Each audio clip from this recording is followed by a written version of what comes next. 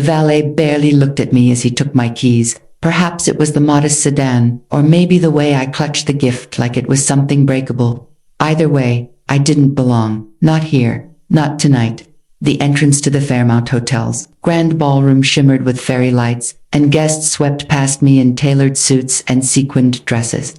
I stood for a moment at the edge of it all, watching a woman with gold heels carry a toddler wearing a monogrammed velvet blazer. Jonas liked dinosaurs, not monograms. I adjusted the bow on the wrapped box in my hands. A remote-controlled helicopter, bright green, I'd researched for weeks and saved for months. 10 years old, he deserved something special. But as I stepped forward, a hand rose. "Sorry, ma'am," the security guard said, blocking my path. "Private event, family only." "I am family," I said, my voice quieter than I intended. "My name's Nan Harlow. That's my nephew's birthday party." He hesitated, glanced at his clipboard. "You're not on the list." That's when I saw her, Vivian, appearing in the archway like she'd been summoned by the tension. Her dress was flawless, a soft lilac that cost more than my entire grocery budget last month. Her smile was effortless and fake. "Nahan," she said, tilting her head like she just remembered I existed. "What are you doing here?" I blinked. "I'm here for Jonas, his birthday." Vivian's smile didn't waver. "Didn't Mom tell you? We decided to keep it small this year. Just immediate family." Behind her, a string quartet played something elegant. Waiters in black jackets carried champagne flutes on silver trays. The guest list had to be over 300. "Small," I echoed. She touched my arm like she was offering comfort. "You understand." I didn't, but I nodded anyway because that's what I always did. I looked past her into the ballroom. I saw my parents laughing near the cake table. I saw the world I thought I belonged to, and then I turned around and walked back to the parking lot, the gift still in my hands. I didn't cry, not then. Instead, I sat in my car for a long time, watching the hotel's lights blur through the windshield. Then, I reached for my phone, scrolled to one number, and pressed call. The ballroom windows glowed gold against the evening sky. From where I sat, I could see silhouettes dancing, Vivian twirling in heels, my parents swaying near the cake. I pressed my forehead to the steering wheel and let out a breath I didn't realize I was holding. 7 years ago, when they sold the house on Redfern Avenue, I was the one who co-signed their mortgage application. Mom said they didn't want to burden Vivian. She was still getting on her feet after grad school. I didn't ask why Vivian's grad school somehow involved a photography retreat in Santorini. Later, I covered her remaining student loans. It was only $18,000, and Mom cried when I wrote the check. "You're such a blessing, Nan," she said, pressing her hand over mine. "Vivian just needs a little room to breathe." Then came Jonas's summer camp. Just until her reimbursement check clears, Dad promised. That reimbursement never came. I paid again the next year, and the next. I used to think keeping quiet made me strong, that giving without strings was how I proved I mattered. Tonight, they proved I didn't. I sat back, watching as a delivery van pulled up, stacked high with catering trays. Another reminder that no one inside was starving for anything. I unlocked my phone, fingers steady now. My thumb hovered over Toby's name for just a second. Then I tapped. "Hey Neon," he answered on the second ring, voice warm and familiar. "Everything all right?" "No," I said calmly. "I need you to freeze every account that's tied to my name. Joint, co-signed, authorized, everything. Now." There was a pause. Then, "You sure?" "I've never been more sure." He didn't question me. After that, just started typing. As the call ended, I looked back at the hotel one last time. The celebration was still going, the music still soft and elegant, the people still laughing like nothing had cracked beneath the surface. But something had. I placed the untouched gift on the passenger seat, folded my hands in my lap, and waited. I didn't know for what, only that something had just shifted in me, and this time, I wasn't letting it pass. The unraveling webbit started small, like most disappearances do. A cancelled movie night here, a rescheduled museum trip there. Jonas has soccer. He's got a group project. He's just so tired after school. At first, I believed it. I didn't want to be the clingy aunt. I told myself he'd call next week. I left voicemails, sent care packages. I waited. Fridays used to be ours. I'd pick him up. We'd split a cherry slush at that corner shop by the school. He'd tell me which dinosaur was the fastest. the scariest, the most misunderstood. That boy loved to talk until one day he didn't. Now I couldn't remember the last time I'd heard his voice without a buffer. Every call was rushed. Vivian hovering in the background. Say hi to Auntie Nawan. Click end of conversation.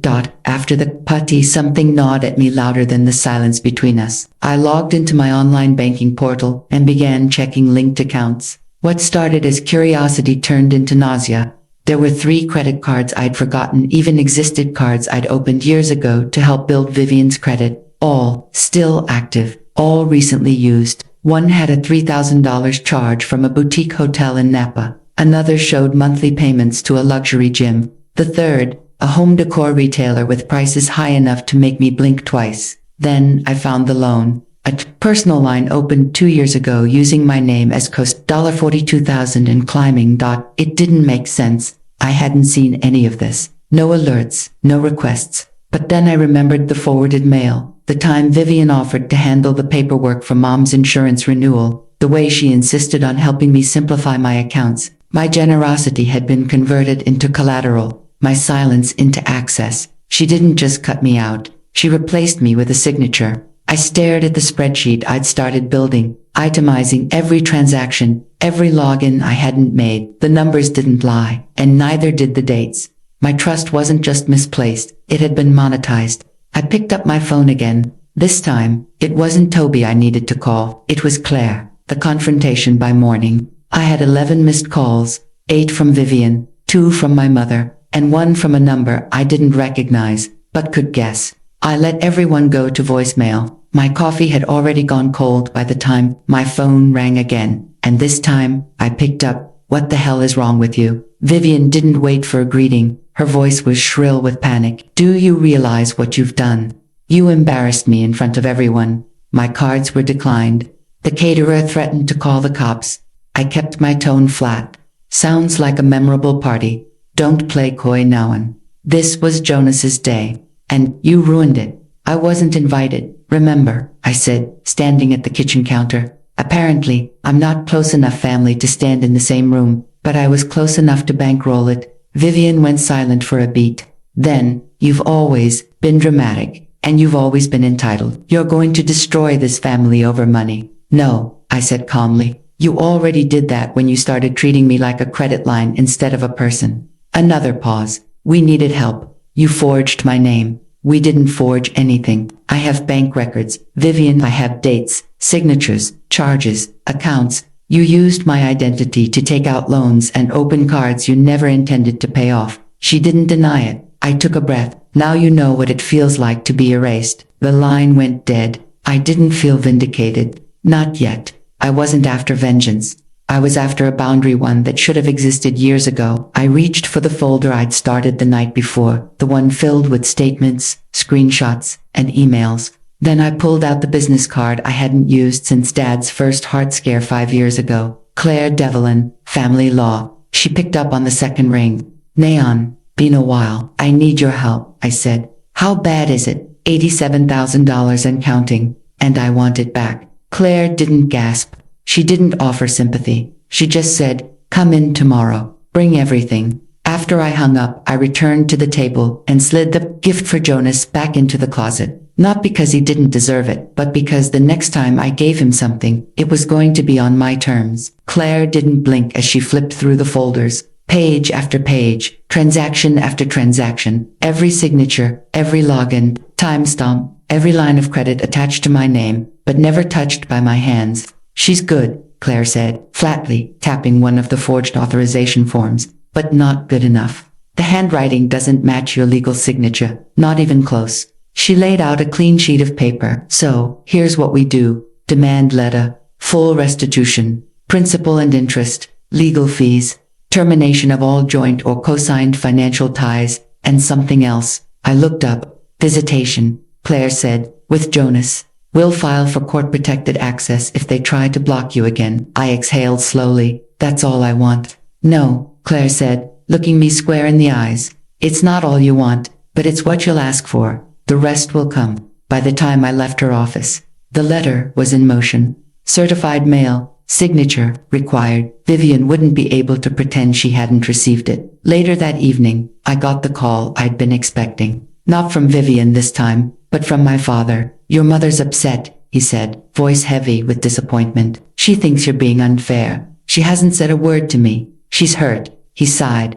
Families fight. It's not worth dragging lawyers into it. You could have just talked to Vivian. I did, I said. She lied. He was quiet a long time. Maybe you should have just let it go. I didn't flinch. Not this time. Let it go like she did with my name, my money, my place in this family. She's your sister. He used that word like a shield. I could hear him shift in his chair. It's not too late to call it off. We'll figure something out as a family. No, Dad, you had your chance to figure it out. He didn't say anything after that. Just a sigh, and then the line clicked. I stood there in the middle of my kitchen, holding the phone like it might ring again, but it didn't, and I didn't expect it to. I sat back at the table, opened the folder one more time, and slid in the printed copy of the demand letter. This wasn't just paper. It was evidence that I finally believed myself. Setting boundaries, the house looked bigger than I remembered. Maybe it was the new landscaping or the freshly painted shutters. Or maybe it was just that now I could finally see how much of myself had been poured into a place I'd never been fully welcomed. I rang the doorbell once, then twice. The chime echoed like I was a visitor, not someone whose name was on the original loan. Vivian opened the door with a polished smile that cracked at the edges. Well, if it isn't the sheriff herself. I stepped inside without responding. The foyer smelled like citrus cleaner and expensive perfume. My parents were already seated in the living room, stiff on the couch, like they didn't know which side they were supposed to be on. Margaret offered a half smile. Elliot wouldn't look at me. Vivian folded her arms. You didn't need to do all this. We could have talked. We tried that. You lied. So now I brought evidence. I laid the folder on the coffee table. Page 1, the forged authorization form. Page 2, the loan application you claimed I signed. Page 3 through 10, credit card statements you racked up on my name. Vivian glanced down, scoffed. You act like you're some kind of martyr. You gave that money willingly. No, I gave it under the belief I was helping my family. You turned that into a financing plan for your fantasy life. You weren't generous, she snapped. You were foolish. I met her eyes. No, I was family, and you failed me. Elliot finally looked up, eyes clouded. Vivian, did you really use her credit? Vivian didn't answer. Margaret reached for her hand, but she pulled away. I took a breath and straightened the stack of papers. You can call me foolish. You can call me dramatic. But today you're going to call me done. You're going to ruin everything over some money. You already ruined it. I'm just putting my name back where it belongs. I turned to go. No one stopped me. Not even my mother. On my way out, I passed the family photo hanging by the front door. My face wasn't in it. They'd updated it last year. New outfits, new smiles, new frame. I hadn't noticed I was missing until now. I closed the door behind me without a word and drove straight to Claire's office. Vivian's lawyer opened with bluster. Claims of emotional distress, character defamation, and irreparable harm to her family unit.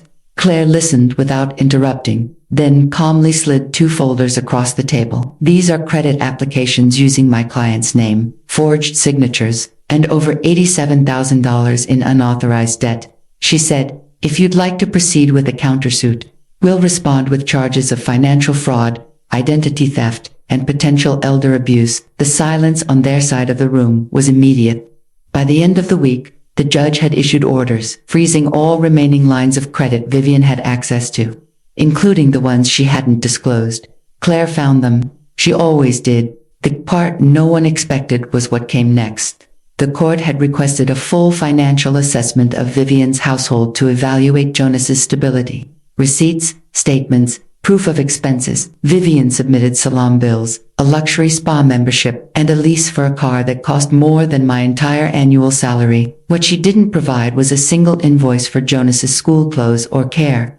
3 days later, I got a call from the court-appointed evaluator. Temporary custody would be transferred to me until further review. Jonas arrived at my door with a small backpack and wide eyes. He didn't ask questions. He just walked in, kicked off his shoes, and opened the fridge like he used to. My parents came by that evening, not to help, to object. This is going too far, Margaret said, arms crossed at the threshold. Vivian's your sister. She's his mother, Elliot added. You're punishing a child to make a point. I stepped outside and closed the door behind me, keeping Jonas out of earshot. No, I said quietly. I'm protecting a child from someone who only sees him as an accessory. You think you're better than us now? Margaret asked, her voice cracking. No, I said. I think I finally see the difference between showing up and being visible. They didn't answer. I didn't invite them in. As they walked away, I looked back through the front window and saw Jonas on the couch, curled up with the old dinosaur blanket I'd saved from when he was little. He looked safe. The girl who used to beg to be included was gone, and in her place, someone new was beginning to build. A new legacy we set up early. 2 folding tables, a rented canopy, and a cooler full of juice boxes. Claire dropped off balloons. My neighbor brought extra lawn chairs. No catering vans, no champagne fountains. Just peanut butter sandwiches shaped like dinosaurs and a homemade banner that read, Jonas turns 11. The kids didn't care that the cake was from a grocery store or that the party bags weren't monogrammed. They chased each other through the grass, sticky with frosting, cheeks flushed from laughter. I sat on a picnic blanket, watching it all unfold, feeling something settle. In me, something solid. When Jonas finally opened his gift, his eyes went wide. The green one, he asked, holding up the exact helicopter he'd pointed to in a catalog months ago. You remembered? Of course I did. He threw his arms around me tight. This was the best birthday ever. I blinked hard, pressing my nose into his hair before he pulled away. Later, while we packed up the folding chairs, I noticed an envelope tucked into the gift bag I'd set aside. A check from Damon, signed with a note to help with party expenses. I stood there a moment, then slipped the check into my pocket, unopened. That night, I mailed it back. No note, just silence. Because this time, it wasn't about proving anything. It wasn't about making anyone proud or being seen. It was about Jonas, and it was about building something that didn't need chandeliers or RSVPs to feel real. As I wiped icing from the picnic table and watched him chase bubbles with the other kids, I knew this wasn't the kind of birthday people bragged about on Instagram, but it was honest. This time, it was built with truth. And for the first time in a long time, so was I. Claire hosted us in her office on a rainy Saturday morning, just for women and a pot of lukewarm coffee.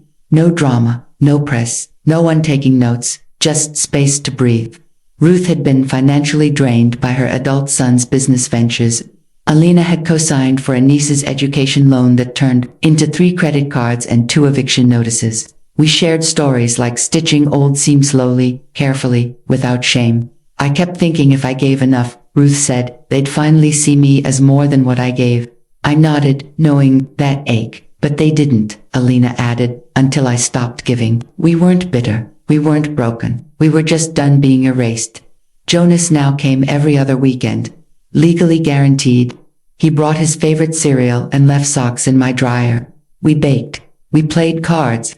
We didn't talk about his mother, unless he brought her up. He rarely did. Vivian moved to Tennessee. She filed one last complaint, which the court denied, then disappeared into silence. Every few months, I'd get a vague update. New apartment, new job, still bitter. That last part never changed.